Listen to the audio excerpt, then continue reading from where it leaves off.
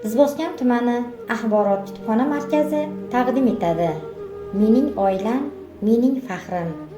Oila bu muqaddas makon. Oila bu jamiyat.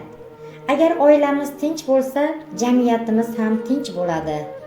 Oila bu xursandchilik va xotirjamlik maskanidir. Dunyoda hech kim o'z oilasini tanlamaydi. Chunki oila bu Alloh tomonidan berilgan ne'matdir.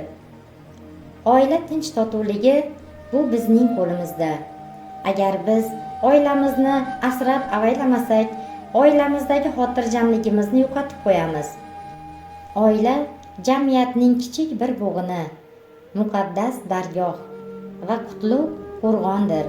15-may Xalqaro oila kuni doirasida 10-maydan 10-iyungacha Farovon oila sari shiori ostida kitobxonlik tadbirlari davom etmoqda.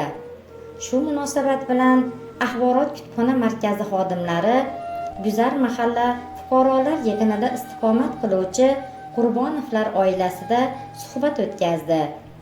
Oilaviy kitobxonlar o'zlari o'qigan asarlari yuzasidan muloqot qilishib, farzandlariga ibrat bo'lishmoqda. Oiladagi ma'naviy muhitni barqarorligini ta'minlashmoqda. Bu borada xonadon sohibasi Sharifaxon aya Qurbonova barcha oila a'zolariga o'rnak bo'lmoqda. Biz ushbu oilaga ko'z tegmasin deymiz.